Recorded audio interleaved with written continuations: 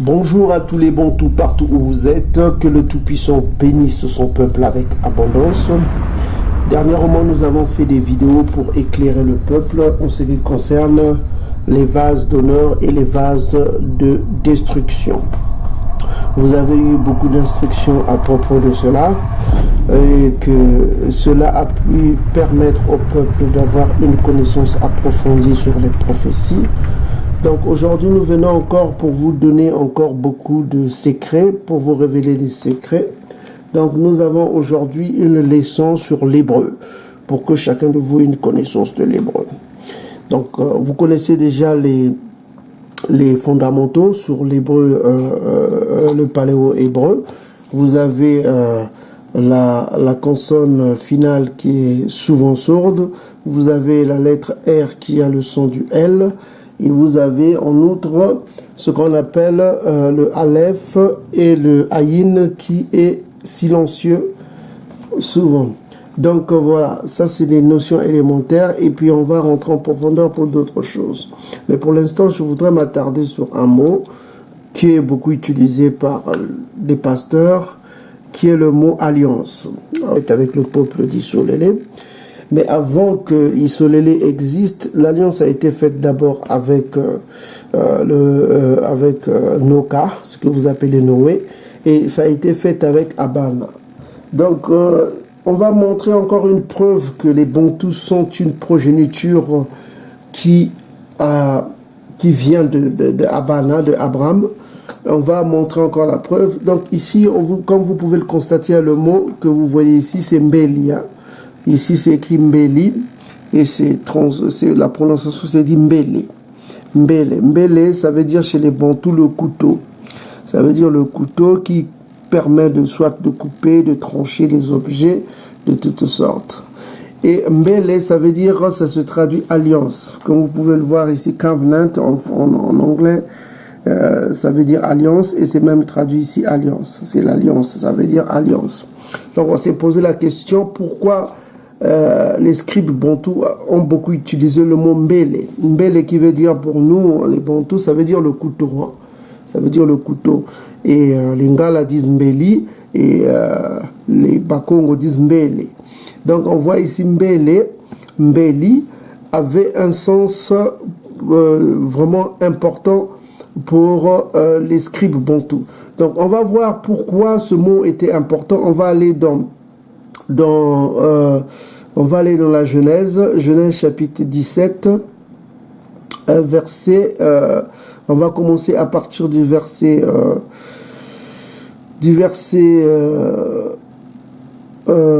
9, ok, on lit ici, Tatanzambi dit à Bana, toi tu garderas quoi? Mon alliance c'est Mbélé.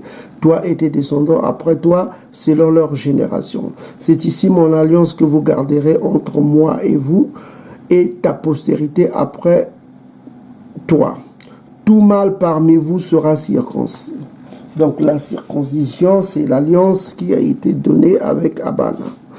Vous vous circoncirez, et ça sera un signe d'alliance entre moi et vous.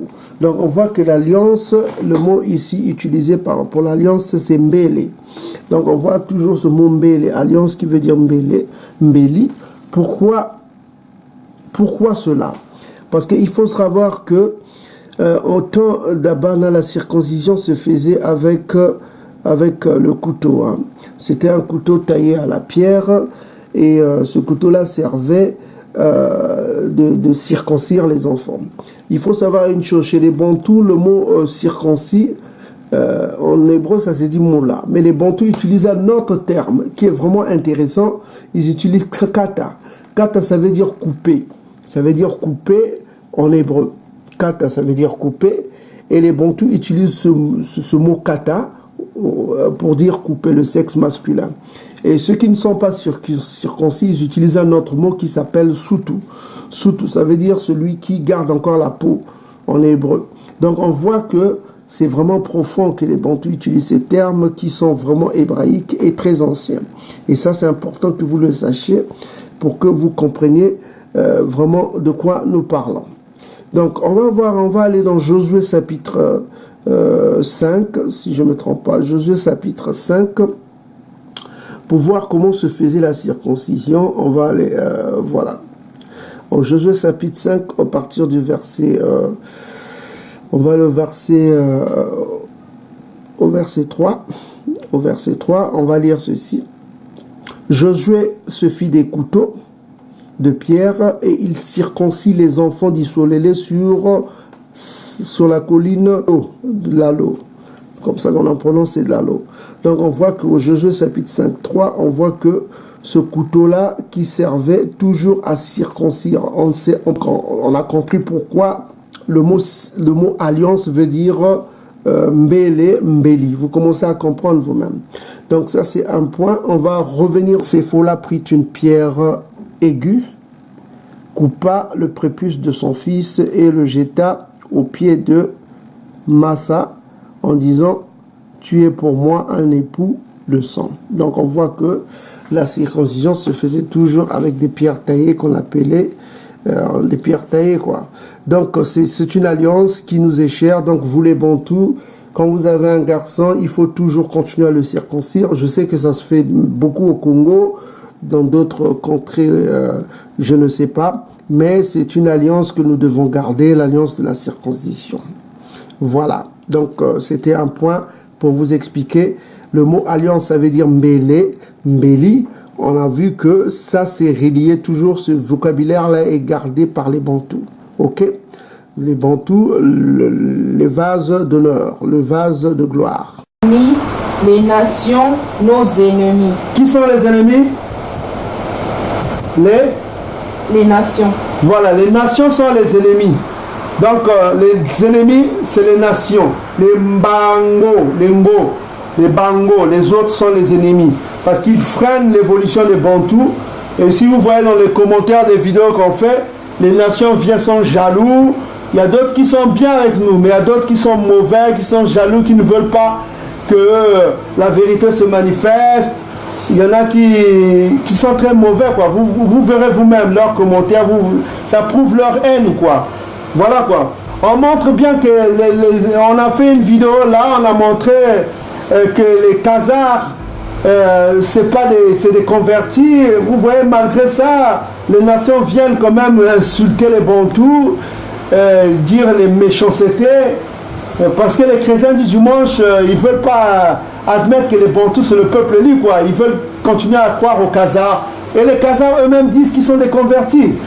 Malgré ça, les Ashkénazes sont des convertis. Les Séphorades sont des convertis. Ils sont pas, les Séphorades, c'est des Berbères. C'est pas des Israélites. C'est des Berbères qui ont été convertis avec la reine Kaïna. Eux-mêmes, ils ont dit ça. Leur histoire le prouve. Malgré ça, les Séphorades et les Ashkénazes sont devenus, pour les chrétiens du dimanche, c'est eux Israël, quoi. Ils acceptent ça comme Israël et ils acceptent le Jésus blanc édomite qu'ils considèrent comme soit un Ashkénaz, soit un Khazar. Voilà, c'est ça. Donc, ils acceptent ça. Ils sont bêtes, idiots.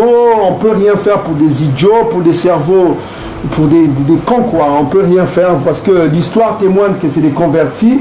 Eux-mêmes, ils témoignent que c'est des convertis. Malgré ça, il y a des cons qui continuent à croire que ceux qui sont en Israël, c'est les vrais juifs.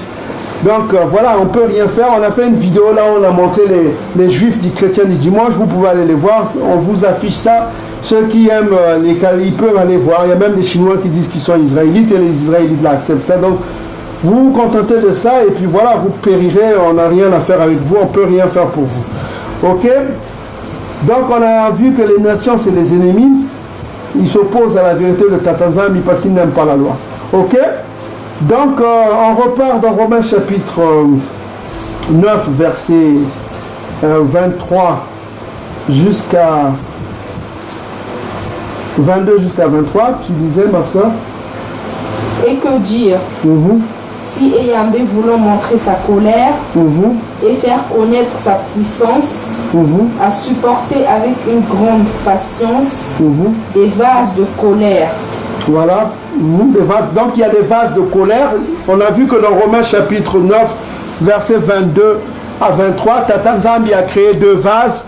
Il y a les vases de colère et la vase de miséricorde et de gloire. On est allé dans le livre de Sophonie qui nous a montré ces deux vases-là. Rien que le livre de Sophonie nous montre des deux vases. Il a montré la vase de colère qui subiront la colère de Tatanzambie, et il a vu la vase de miséricorde qui hériteront, qui n'auront plus à avoir honte parce qu'ils seront pardonnés et qui seront glorifiés. Et cette vase-là se trouve, la vase de gloire, se trouve au-delà du fleuve de Couche. On vient de vous le démontrer. On fait que la démonstration ici pour vous montrer la vérité. Ceux qui sont intelligents, qui sont spirituels ont compris. La vase de gloire se trouve au-delà du fleuve de Couche. On vient de vous le démontrer.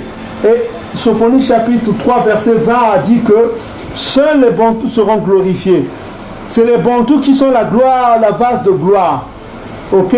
Continue. Romains chapitre, tu vois maintenant verset 23, 9-23. Et s'il a voulu faire connaître la richesse de sa gloire envers des vases de miséricorde.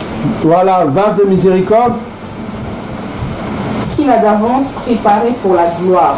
Qu'il a d'avance préparé sur la gloire. Quand il parle d'avance, ça veut dire la prédestination. Ceux qui ne croient pas en la prédestination biblique, ils n'ont qu'à lire Éphésiens chapitre 1. Donc les bantous ont été prédestinés pour être glorifiés. C'est la prédestination. Ils ont été prédestinés pour être glorifiés. C'est pourquoi Sophonie chapitre 3 verset 20 qui parle des bantous a confirmé que c'est eux la vase de gloire. C'est eux la vase de gloire. Et Romain, Paul est en train de vous dire qui sont les Israélites, à qui appartient la gloire. Il est en train de vous le dire ici, il suffit de lire les Écritures. Comment comprendre que les prophètes, les pasteurs du dimanche ne peuvent pas le comprendre? Parce que Tatanzambi ne les a pas révélés. Il faut être un lévite pour comprendre cela. Il faut être un Bakongo pour le comprendre. Parce qu'ils sont perdus, ils n'ont pas compris cela. Ils ne peuvent pas comprendre les Écritures si Tatanzambi ne les ouvre pas l'intelligence. Parce que c'est Tatanzambi qui donne la connaissance. C'est à lui qu'appartient tout. C'est lui qui donne à qui il veut. C'est lui qui donne la compréhension afin que les Bakongo enseignent le peuple selon selon Deutéronome chapitre 33 verset 10. Parce qu'il a donné le pouvoir aux Bakongo, aux Lévites, pour ouvrir les yeux de son peuple, pour enseigner son peuple.